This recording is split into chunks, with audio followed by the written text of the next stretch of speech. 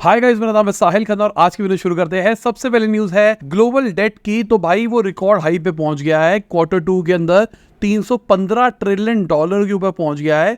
ये एक बड़ा नंबर है। अगर हम इमर्जिंग मार्केट्स की बात करके चले तो डेट टू जीडीपी रेशियो 245% पे पहुंच गया है, जो कि 25% हाइयर है प्री कोविड लेवल पे बात करके चले तो इकोनॉमिक पॉइंट ऑफ व्यू से ये चीजें अच्छी नहीं मानी जा रही है। चाइना तो उस बात को मान भी रहा है। उन्होंने 142 बिलियन डॉलर इंजेक्ट करने का प्लान किया है अपने स्टेट बैंक्स के अंदर। ये पहला कैपिटल इन्फ्यूजन होने वाला है वहां पर 2008 से अगर देखा जाए तो। अब आपको पता है 2008 में फाइनेंशियल क्राइसिस कैसे आए थे, वैसी सिचुएशन लग रही है चाइना को। अभी ग्लोबली वो बात शायद बहुत सारे लोग नहीं समझ पा रहे कि सिचुएशन कितनी खराब हो सकती है। यूएस इलेक्शन चल रहे हैं, इस चक्कर में शायद रोका गया है, क्योंकि वॉर सिचुएशन तो लग ही रही है हर जगह के ऊपर। तो सिचुएशन उतनी हेल्दी नहीं दिखाई दे रही है। चाइना समझ रहा है, उन्होंने अपने रेट्स को भी कम किया है ताकि ज़्यादा से ज़्यादा कैपिटल आए मार्केट के अंदर। सब कुछ इंप्रूव करने की कोशिश कर रहे हैं ताकि इकोनॉमी को बढ़ा सके। पर अभी यूएस में शायद उस लेवल का ट्रेंड नहीं दिखाई दे रहा है। इंडिया में तो डर ही नहीं है लोगों को कि भाई कुछ इकोनॉमिक डाउनटर्न आ भी सकता है अभी। बाकी अगर अडानी ग्रुप की बात करें चले तो भाई वो अब एविएशन बिजनेस के अंदर भी एंटर होने वाले हैं। उन्होंने बॉम्ब एडर के साथ में पार्टनरशिप करी है, जिसकी वजह से इंडिया का जो एविएशन और डिफेंस सेक्टर है वो इंप्रूव होता हुआ दिखाई देगा। कहा जा रहा है जो मेंटेनेंस रिपेयर वाला डिपार्टमेंट है ना, उसके अंदर आने वाला है। प्लेन नहीं उड़ाएगी। कहा जा रहा है मेंटेनेंस रिपेयर वाला जो सेक्शन है उसके अंदर इंप्रूवमेंट दिखाई देगी। नई टेक्नोलॉजी, नए फंक्शंस लाए जाएंगे ताकि एविएशन बिजनेस को और इंप्रूव किया जा सके। बाकी अगर हम स्विगी की बात करके चले तो भाई 40% उनके शेयर प्राइसेस बढ़ते हुए दिखाई दिया है अनलिस्टेड मार्केट के अंदर। जब से आईपीओ की खबरें निकल के आ रही है शेयर प्राइसेस भाग रहे हैं अनलिस्टेड मार्केट के अंदर। आईपीओ के टाइम पे तो मुझे लगता है और बेहतर होगा। अभी हमने रिसेंटली देखा राहुल द्रविड़, अमिताभ बच्चन, करण जौहर जैसे लोगों ने भी इंटरेस्ट दिखाया आईपीओ के अंदर। जुलाई के महीने के अंदर 355 रुपीज़ का शेयर था इनका, जो कि अभी 490 के ऊपर पहुंच गया है। और पता नहीं आने वाले टाइम में और ज़्यादा ऊपर जाए। आईपीओ के बाद में पता नहीं और ज़्यादा ऊपर जाए। एक महीने के बाद में एक्चुअल पता लगता है आईपीओ के कि कहानी क्या है असली वाली। वीडियो में आगे जाने से पहले आपको याद दिलाना चाहूँगा, अपने लाइक का बटन नहीं दबाया, लाइक का बटन दबा दो, चैनल को कर दो सब्सक्राइब। मैं ऐसे ही डेली बिजनेस न्यूज़ आपके लिए लाता रहता हूँ। अगर हम जीरोधा के सीईओ की बात करके चले तो उन्होंने क्लियर कर दिया भाई हमारा कोई प्लान नहीं है आईपीओ निकालने का। अच्छी चीज़ है अगर देखा जाए तो। देखो कई लोगों को लगता है आईपीओ एक बहुत बढ़िया चीज़ है।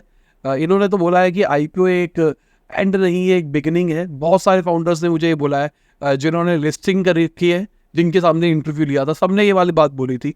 आईपीओ निकालने के देखो दो रीज़न होते हैं। एक, आपको कैपिटल चाहिए तो आपको लगता है कि आईपीओ की कैपिटल रेस कर लेता ताकि इन्वेस्टर्स का लोड ना आए। जैसे ईज़बाय ट्रिप के फाउंडर है, उन्होंने मेरे को ये बोला था कि भाई हमको इन्वेस्टर वाला लोड नहीं चाहिए था, इसलिए हमने आईपीओ निकाला, डायरेक्टली पब्लिक से पैसा रेज किया ताकि वो इन्वेस्टर का प्रेशर ना आए। अभी रिसेंटली उनके शेयर प्राइस घटते हुए दिखाई दिए थे, नेगेटिव खबरें निकल के आई थी। अब दूसरी साइड पर अगर मैं रूट मोबाइल के फाउंडर की बात करके चलो तो उनका कहना था हमने आईपीओ इसलिए निकाला, हम तो अच्छे खासे प्रॉफिटेबल थे, हमको पैसों की जरूरत नहीं थी, हमारा बिजनेस सही चल रहा था, पर आईपीओ निकालने से हमारा एक्सपेंशन प्लान और तेजी से हो गया। अगर आप इंडिया के अंदर लिस्टेड कंपनी हो और आप इंटरनेशनली किसी कंट्री के अंदर किसी कंपनी के साथ कोलैबोरेट करने के लिए जाते हो तो लोगों को समझ में आता है कि भाई ये लिस्टेड कंपनी है, ये एक अच्छी चीज़ है, तो इसकी वजह से ठप्पा मिल जाता है, जिसकी वजह से आप बड़ी कंपनी दिखाई देते हो। तो उनका ये कहना था। साथ में भाई लिक्विडेशन तो होता ही है। अगर आप इन्वेस्टर के साथ में आते हो तो इन्वेस्टर आपके इक्विटी के पैसे देता है, जो पैसा कंपनी में फ्यूज होता है। सेकेंडरी शेयर नहीं सेल होता। आईपीओ निकालने में आपके घर पे भी पैसा बहुत सारा आता है। मेजरली ये रीज़न होते हैं, बट उसके साथ में रेगुलेशंस भी आते हैं। अभी जीरोधा के फाउंडर में बहुत पैसा कमा रही है ना कंपनी, जरूरत क्या है आईपीओ निकालने की?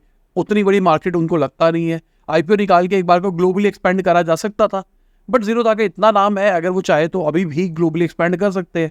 अच्छे मार्जिन पे है, मतलब हमने कल ही बात करी थी 50% के आसपास मार्जिन पे ऑपरेट कर रहे हैं। तो रेवेन्यू को आधा वो प्रॉफिट कर लेते हैं, जो कि बहुत बड़ा नंबर है। तो जरूरत क्या है आईपीओ निकालने की? क्योंकि आईपीओ निकालने से रेगुलेशंस आते हैं, बहुत सारी रिस्ट्रिक्शंस आती है। अब ये नहीं कर सकते, वैसा नहीं कर सकते, ऐसा कुछ करना है, ऐसे करना है, बहुत सारी चीज़ें पूछ के करनी पड़ जाती है। तो एक उनको ये चीज़ समझ में आ रही है शायद। दूसरी जो चीज़ उन्होंने बोली है और मुझे लगता है बहुत ही इंपॉर्टेंट चीज़ है, उनका कहना है कि अगर आईपीओ निकाल लेते हैं तो फिर हमारी कंपनी का ना ट्रैक तरीका सही नहीं रहता है। अभी के टाइम पे हम लॉन्ग टर्म विजन के हिसाब से जा सकते हैं, क्योंकि भाई सारा प्रॉफिट हमारा है, कंपनी की वैल्यूएशन जो भी जाएगी हमको कोई फर्क नहीं पड़ता। बट फिर क्या होगा, फिर हम शॉर्ट टर्म इन्वेस्टर को रिजल्ट देने के लिए कुछ ऐसी चीज़ें करेगी, शॉर्टकट्स करेंगे ताकि हमारे नंबर्स अच्छे दिखाई दे। अभी क्लियर है, जीरोधा वाले कह रहे हैं कि भाई ये जो सेबी ने रूल निकाला है इसकी वजह से हमारा रेवेन्यू 50% नीचे जाएगा। तो आपको टेंशन नहीं है ना ये बात बोलने के लिए किसी भी फाउंडर को कि मैं बोल रहा हूँ ठीक है रेवेन्यू नीचे जाएगा, प्रॉफिट कम होगा, कोई दिक्कत नहीं है, हम तैयार है। बट अगर आप लिस्टेड होते तो शायद आप ये बात नहीं बोल पाते, आपको सोचना पड़ता, 10 चीज़ें करनी पड़ती। अगर आप लिस्टेड होते तो शायद इनऑर्गेनिक तरीके भी लेते, कहीं से कुछ खरीद लेते, किसी कंपनी को खरीद लेते, तो मार्केटिंग बहुत ज़्यादा करने लग जाते, बहुत सारे इनऑर्गेनिक तरीके भी लेते जो शायद जीरोधा नहीं करना चाहता है। अगेन अच्छी चीज़ है। अगर हम अनअकैडमी की बात करके चले तो 631 करोड़ का लॉस रिपोर्ट किया है फाइनेंशियल ईयर 24 के अंदर। अगर इनके रेवेन्यू की बात करके चले तो 5.33% का डिक्लाइन दिखाई दिया है रेवेन्यू के अंदर। हाँ, लॉसेस भी 62% घटते हुए दिखाई दिए है, जो कि एक इंप्रूवमेंट है। बट कंपनी ने ऑलमोस्ट 500 करोड़ के आसपास का एबिटा लॉस रिपोर्ट किया है। पहले 1500 करोड़ था, अब 500 करोड़ के आसपास किया है। इनका कहना है कि 1500 करोड़ से ज्यादा कैश और कैश इक्विवेलेंट इनके पास में बढ़ा है। बाकी कई बार मैंने उड़ती हुई खबरें सुनी है भाई अनअकैडमी का हाल एक्चुअली उतना अच्छा नहीं है जितना सबको लगता है, हाल बहुत बुरा है। बाकी मुझे नहीं पता है कैसा है या फिर नहीं है, क्योंकि मुझे हमेशा लगता है समय बहुत बलवान है, टाइम बताता है कि क्या चीज़ है या नहीं है। मैं तो खबरें बहुत सारी मिलती रहती हैं मुझे, पर जब टाइम आता है, टाइम से कुछ डेटाज मिलते हैं, तब मैं अपना एनालिसिस बताता हूँ। अगर हम पॉलिसी बाजार की बात करके चले तो उनके शेयर प्राइसेस 10% घटते हुए दिखाई दिए, क्योंकि खबरें निकल के आ रही थी कि वो हेल्थ केयर बिजनेस के अंदर घुस रहे हैं, कि वो अपने मॉडल को चेंज करेगी, अपनी खुद की हेल्थ पॉलिसीज बेचने लग जाएगी। अभी रिसेंटली हमने देखा बहुत सारे इन्वेस्टर्स ने एग्जिट किया वहां से, अपनी इक्विटीज बेची है, बट उन्होंने क्लियर किया कि भाई ऐसा हमने कुछ नहीं कर रहे, हम हेल्थ केयर के अंदर अपने कस्टमर सपोर्ट को, कस्टमर जो भी एक्सपीरियंस है उसको इम्प्रूव करने के लिए काम कर रहे हैं। अच्छी चीज़ है। अगर हम स्टार हेल्थ की बात करके चले तो उन्होंने टेलीग्राम को शुरू कर दिया है, क्योंकि डेटा लीक हुआ है उनका, और डेटा लीक जो किया गया है वो टेलीग्राम पे बिक रहा है, जो कि अगेन मेरे हिसाब से बहुत अजीब बात है। आपका अगर डेटा लीक हो रहा है वो किस सोर्स पे बिक रहा है वो प्रॉब्लम नहीं है, आपका डेटा लीक हुआ है वो एक इंपॉर्टेंट प्रॉब्लम है। पहले तो ये समझो कि डेटा लीक क्यों हुआ है, किसका हुआ है, उससे माफ़ी मांगी आपने। सारे कस्टमर का डेटा लीक हुआ है ना, उनके सारे मेडिकल डेटाज, क्या क्या डेटा निकल गया, आपने उनसे तो कुछ नहीं बोला। अब जिसने चोरी करी है उसके ऊपर भी नहीं किया। अब जिस प्लेटफॉर्म से चोरी हो रही है, जो प्लेटफॉर्म वालों को पता भी नहीं होगा, टेलीग्राम को नहीं पता होगा उनके प्लेटफॉर्म से बिका है, फाउंडर थोड़ा ना मिला होगा इस काम के अंदर, वो तो बस लोग गलत तरीका यूज़ कर रहे हैं। तो मेरे हिसाब से इसके ऊपर ना कुछ अच्छे रूल्स बनने चाहिए मेरे हिसाब से, कि जो गलत काम होते हैं, हैकिंग होती है। अभी रिसेंटली यूट्यूबर जैसे रणबीर अलावादिया, उनका चैनल हैक हो गया। इससे पहले हमने सुप्रीम कोर्ट का चैनल देखा था, हैक हो गया था। हमारा भी चैनल हैक हुआ था, पर बाकी टेंशन की कोई बात नहीं होती, चैनल रिवाइव हो जाता, सब कुछ, सारा कंटेंट वापसी आया था। अगर कोई शोर मचाता है तो सब झूठ बोलते हैं। हाँ, 2 चीज़ें जो मेरे पर्सनल लेवल पे एक्सपीरियंस करी है, अगर चैनल पे अटैक होता है, ये हैक वाला होता है, तो पहली चीज़ वो रिकवरी के लिए 2-3 दिन जो जाते हैं, उस टाइम आपका ट्रैफिक ऑलमोस्ट ज़ीरो होता है, मतलब ज़ीरो ही होता है। तो आपका अगर ट्रैफिक ज़ीरो होता है तो आपको उस टाइम का रेवेन्यू नहीं मिलता। अगर आपका चैनल बड़ा है और आप मान लो $10,000-15,000 कमा रहे हो महीने का, $20,000 कमा रहे हो, तो 2-3 का दिन का रेवेन्यू भी बड़ा हो जाता है। कुछ कुछ बड़े क्रिएटर्स हो गए जो शायद मेरे हिसाब से $30,000, $40,000, $50,000 कमा रहे होंगे, तो सोचो उनके 3-4 दिन की वैल्यू बहुत बड़ी होती है अगर देखा जाए तो। और वो ये नहीं है कि सोलोप्रेन्योर है, मजे से काम कर रहे हैं, उनके पीछे टीम चल रही है, उनको सैलरी देनी है, सब कुछ देना है, तो बहुत सारी चीज़ें होती है। प्लस एक और चीज़ मैंने देखी है, जब चैनल हैक होता है तो चैनल के ना व्यूज़ थोड़े से रुक जाते हैं, ग्रोथ नहीं आती है। अगर उसको मार्केट किया जाए, जैसे मुझे लगता है कि रणवीर का चैनल हैक हुआ, उसको मार्केट किया गया, प्रॉपर PR दी गई है उसको, तो यहाँ पर शायद नुकसान ना हो कि लोग जाके सर्च मारे, देखे वेखे। बट मेरे एक्सपीरियंस से जो मैंने अपने चैनल के साथ देखा था, हमने तो देखा था कि हमारा चैनल थोड़ा सा नीचे की तरफ, डिक्लाइन की तरफ होना शुरू हो गया, डेड साइड होने लग गया था। फिर अभी थोड़ा जब कंटेंट वापसी डालना शुरू किया है तो चैनल बेटर हो रहा है। बाकी एड ऑन मूव की बात करके चले, जो कि जोमेटो बैक्ड है, उन्होंने 210 करोड़ रुपया रेस कराया है। ये लोग डिजिटल डिस्प्ले एड चलाते हैं। इनका ये कहना है जो पैसे रेस करे इससे 1 लाख डिस्प्ले तक ले जाएंगे, जो कि भी 50,000 है। अगर आप सोसाइटी में रहते हो तो सोसाइटी के बाहर आपने देखा होगा डिस्प्ले लगा होता है लिफ्ट के बाहर पे, कई लिफ्ट के अंदर लगा होता है, उसमें ऐड चलती रहती है। तो वो है ये वाली कंपनी का काम। तो बेसिकली सोसाइटी वालों से टाइप कर लिया जाता है, उस ऐड के उनको सोसाइटी वालों को पैसे मिल जाते हैं। इन रिटर्न वो जो एडवर्टाइजर्स ऐड चला रहे होते हैं उनसे पैसे चार्ज करे जाते हैं, बीच में मार्कअप रख लेते हैं। बाकी ज्वेलरी स्टार्टअप जीवा की बात करके चले तो 100 करोड़ रुपया उन्होंने भी रेस कर लिया है। कहा जा रहा है प्रेम जी ने इन्वेस्ट किया है सीरीज B राउंड के अंदर इससे पहले हमने देखा था कि सीरीज बी राउंड के अंदर उन्होंने जुलाई 2023 के अंदर 270 करोड़ रुपए भी डाला था। तो शायद उनका बिलीफ सिस्टम जीवा के अंदर बहुत ज्यादा है। और नंबर्स की भी बात करके चले तो 96.4% राइज आया इनके रेवेन्यू के अंदर, 165 करोड़ के ऊपर पहुंच गया। बट जो इनके एक्सपेंसेस है वो भी बढ़ते हुए दिखाई दिए, जिसकी वजह से 45 करोड़ का लॉस भी हुआ है। ये एक इंपॉर्टेंट चीज है। बाकी स्टार्टअप है, चलता है, कोई दिक्कत तो है नहीं। अगर हम गूगल की बात करके चले तो उन्होंने माइक्रोसॉफ्ट के ऊपर एंटी ट्रस्ट का केस कर दिया है। उन्होंने बोला है कि भाई आप सर्वर कंपनी चला रहे हो, माइक्रोसॉफ्ट की एजर है जो कि खुद का सर्वर कंपनी चला रहा है, गूगल का गूगल क्लाउड है जो कि अपनी सर्विस चला रहा है। उनका कहना है अगर आप एजर के ऊपर विंडोज सर्वर लेते हो तो आपको उतनी कॉस्ट नहीं आती है, आपसे उस विंडोज की कॉस्ट नहीं ली जाती है। बट अगर गूगल वाले कर रहे हैं, कुछ भी कर रहे हो, तो वहाँ पे कॉस्ट आ रही है। This is not good, this is anti practice, ये वगैरह वगैरह। बाकी मुझे लगता है कि उन्हीं का प्रोडक्ट है, वो कॉम्प्लीमेंट्री दे सकते हैं। पर यही तो दिक्कत है सबसे बड़ी ना, ये जो अभी एंटी ट्रस्ट ना।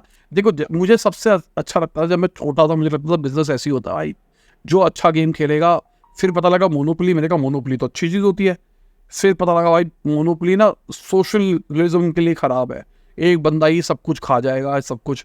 तो मैं तो सोचता था क्यों ना मैं वो एक बंदा बनूं। पर जैसे जैसे मैं बड़ा होता जा रहा हूँ, मुझे पता लग रहा है भाई कोई भी नहीं चाहता कि आप मोनोपोली क्रिएट कर पाओ। तो जो एक्चुअली मेरे हिसाब से टेक्स्ट बुक बिजनेस प्रैक्टिसेस होनी चाहिए, उसको भी एंटी ट्रस्ट के अंदर डाल के रोक दिया जाता है। क्योंकि पता नहीं मुझे, अगर जियो वाला जियो के प्लान, जियो के साथ में आपको जियो की सारी सब्सक्रिप्शन दे रहा है तो गलत क्या है उसके अंदर। कल को जियो एक बहुत बड़ा OTT प्लेटफॉर्म बन जाता है, सबसे बड़ा बन जाता है मान लो, उसके साथ में आपको जियो मिल रहा है तो गलत क्या है। अब उसके अंदर एंटी ट्रस्ट लगाने वाली बात नहीं होनी चाहिए ना। बाकी मेटा की बात करके चले तो भाई उन्होंने पहले AR ग्लासेस निकाल दिए हैं और आइन करके इनका कहना है कि भाई $10,000 लग रहा है एक यूनिट बनाने के लिए, क्योंकि इसकी प्रोडक्शन कॉम्प्लेक्सिटी बहुत ज़्यादा है। लुक वाइज उतने स्मार्ट नहीं लग रहे हैं, बट फीचर्स बहुत सारे हैं इसके अंदर। इसके अंदर आपके हाथ में रिस्ट बैंड भी होगा जो कि आपके जेस्चर वेस्चर्स देख लेगा, ग्लासेस हो गए, उसके अंदर सब कुछ CPU लगा होगा। प्रॉब्लम पता क्या है मेजर है, AR तो ठीक है, AR इज द फ्यूचर, सब कुछ ठीक है। अभी ब्राइटनेस का एक तो इशू आ रहा है। जब अब ब्राइट लाइट के अंदर होगे तो वो आपको आगे दिखाई नहीं देगा, क्योंकि आपको कुछ भी देखने के लिए होलोग्राम वाले टेक्निक के लिए लाइट कम होनी चाहिए बाहर, या फिर डिस्प्ले की ब्राइटनेस इतनी होनी चाहिए कि वो दिखाई दे।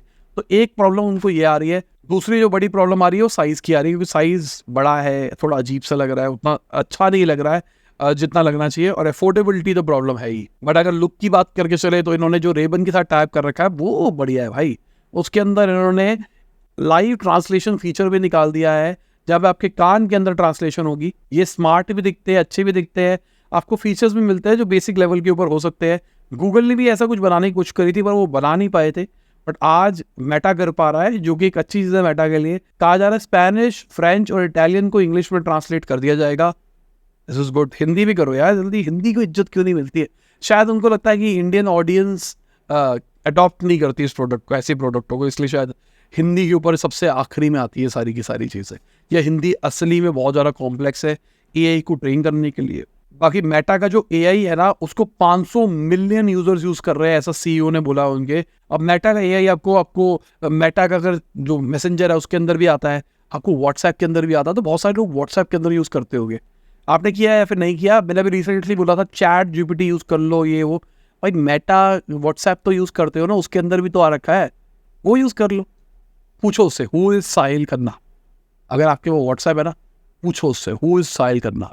फिर देखो भाई की इज्जत कितनी है, सब जानते हैं मेरे को। बाकी अगर हम ओपन AI की बात करके चले तो उनके CPO ने भी रिजाइन करने का प्लान कर लिया है। साथ में हम देख रहे हैं जो उनके रिसर्च के VP है वो भी रिजाइन कर रहे हैं।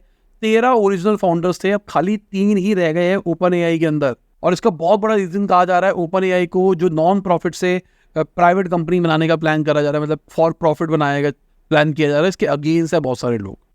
अब जब प्राइवेट हो रही है तो खबरें ये कह रही है सैम ऑल्टमैन को 7% स्टेक मिल सकते हैं ओपन AI के, ये जो प्रॉफिट वाली कंपनी होगी उसकी। और यहाँ पे हम बात कर रहे हैं $150 बिलियन की वैल्यूएशन, कंपनी का 7% बड़ा नंबर है और बहुत तेजी से बढ़ा है ओपन AI। 2021 की बात है, $14 बिलियन की कंपनी थी और आज देखो कंपनी कहाँ से कहाँ पहुंच गई है। अगली खबर ओला इलेक्ट्रिक की है, तो उनका कहना है कि 10,000 पार्टनर्स को ऑनबोर्ड कर देंगे 2025 तक। उनका ऐसा कहना है कि जो D2C शुरू किया, जो होम डिलीवरी ऑफ स्कूटी शुरू किया, वो एक गेम चेंजिंग था। मेरे हिसाब से गेम चेंजिंग होगा और वो अपनी सर्विसेज को सही करे। अपने प्रोडक्ट को इम्प्रूव करा जाए तो अपने आप ही पुल होना, मतलब लोग लेना शुरू कर देंगे। वरना मतलब आप पार्टनर्स बढ़ाते रहोगे, MLM वाला सीन हो जाएगा और कुछ नहीं होगा। बाकी मार्केट की बात करके चले तो मार्केट का हाल देख सकते हैं, कौन रहा ऊपर कौन रहा नीचे। और इसी के साथ में आज की वीडियो न्यूज़ खत्म होती है। उम्मीद करता हूं आपको मजा आया होगा। लाइक कर देना, शेयर कर देना, कमेंट बताना वीडियो कैसी लगी। बाय, गुड नाइट, शबा खैर, खुदा हाफिज़, गुड मॉर्निंग और फ्रॉम जब भी आप वीडियो देख रहे हैं। जय हिंद, वंदे मातरम, दुआ में याद रखना।